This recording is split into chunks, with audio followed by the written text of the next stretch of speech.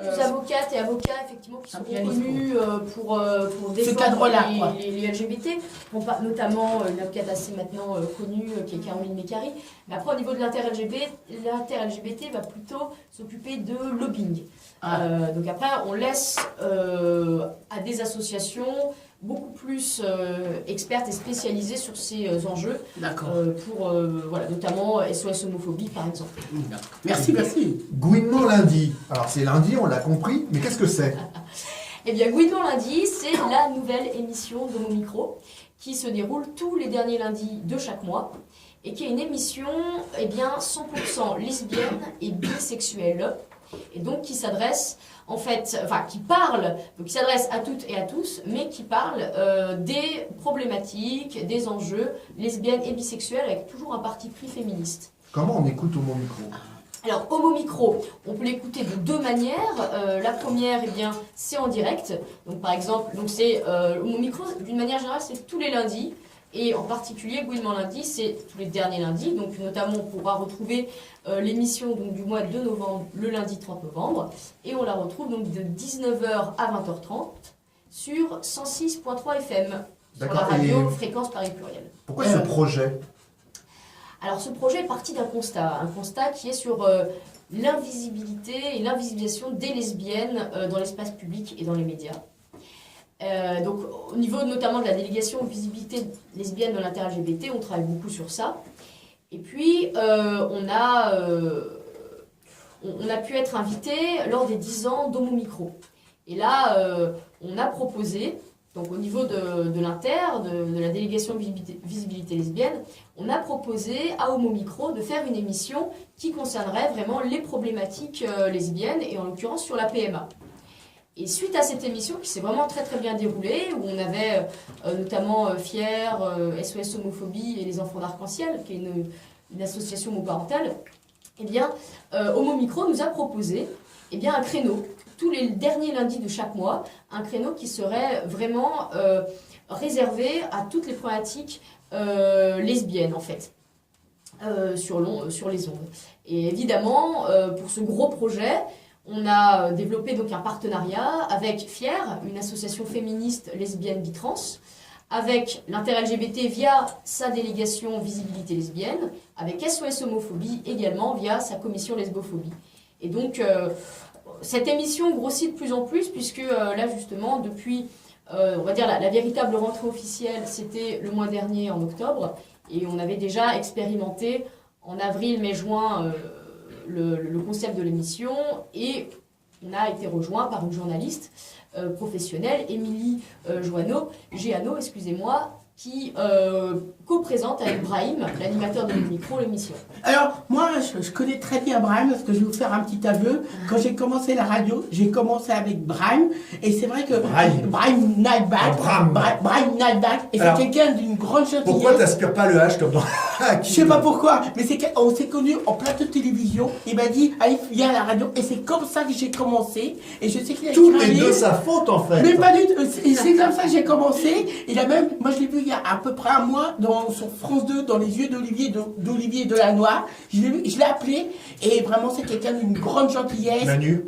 oui, on l'invite. Ah bah si tu veux, je serais ému là. En tout cas, on va l'inviter. Il sait que je suis là. S'il nous entend, si jamais. On va l'inviter. Je vous dis un grand on va bonjour. appeler Big Bang Sacrée Soirée. Ah bah en tout cas, Amandine c'est quelqu'un d'une grande gentillesse, et vraiment il est fidèle en amitié. Ça c'est une qualité. Je profite notamment pour remercier Brahim qui nous a proposé justement ce créneau pour l'émission Gouinement lundi, parce que lui-même déplorait qu'à Homo Micro, il n'arrivait pas effectivement à avoir beaucoup plus de mixité sur le plateau. Donc Gouinement lundi, on a voulu faire cette émission 100% lesbienne et bisexuelle, mais l'idée c'est que ça permette justement d'avoir un terrain et un espace en fait pour les personnes lesbiennes et bisexuelles, pour qu'elles aussi puissent parler de leur sujet et ensuite investir progressivement, notamment l'émission classique Homo Micro. Et notamment la dernière invitée, par exemple, qui était Brigitte Rollet, une spécialiste des questions de genre dans le cinéma, puisque notre dernière émission était à l'occasion de Cinéfable sur la représentation des lesbiennes dans le cinéma. Et bien, par exemple, était l'invitée d'une des émissions classiques d'Homo Micro. Donc l'idée ensuite, c'est que ça devienne finalement une pépinière d'invités lesbiennes ou bisexuelles. Et lundi prochain, alors le programme. Alors le programme justement de lundi prochain, eh bien tout d'abord au niveau du planning éditorial, il est vraiment, il suit en fait l'agenda médiatique féministe ou LGBT. Donc le lundi prochain, eh bien, ça sera l'occasion de revenir sur le 25 novembre, la journée internationale de lutte contre les violences faites aux femmes. Donc ça sera une spéciale 25 novembre, axée surtout sur la lesbophobie, ainsi, les violences faites aux lesbiennes et aux bisexuels, ainsi que faites aux femmes réfugiées. Ce sont deux violences qui sont pourtant sont bien présentes et dont on parle très peu. Et comme invité, on aura notamment l'association féministe LBT Fier, une écoutante donc du centre d'écoute de SOS Homophobie, ainsi qu'une personne des lesbiennes dépasse les frontières, et aussi une chercheuse de l'INED, l'Institut national d'enquête démographique, qui, là c'est important d'en parler un petit peu ce soir, parce que l'INED va lancer pour la première fois une enquête sur les LGBT, les modes de vie LGBT et les violences. Donc ça sera une enquête à grande échelle, qui a été lancée là depuis le 25 novembre, et j'en profite pour faire passer le message, parce qu'on demande principalement à des personnes, aux personnes lesbiennes, bisexuelles et trans de répondre à l'enquête, puisque souvent elles répondent beaucoup moins que les hommes gays cisgenres. Donc pour que ça soit bien représentatif de toute la communauté. Et visibilité lesbienne en radio et dans la presse, quels sont aujourd'hui les magazines lesbiens? Alors aujourd'hui, au niveau des magazines lesbiens, on n'a plus qu'un seul magazine print qui s'appelle Well Well Well. Tous les autres magazines lesbiens en print ont disparu pour des raisons notamment économiques. Et notamment, Well Well Well, c'est par l'initiative en fait de professionnels, de journalistes professionnels, et qui font ça à titre bénévole. Et sortira bientôt d'ailleurs le troisième opus.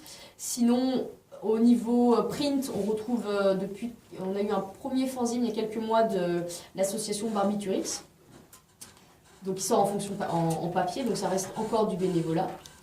Et puis, sinon, on a aussi au niveau plutôt digital, on retrouve effectivement le site de Barbiturix qui est globalement sur la culture lesbienne.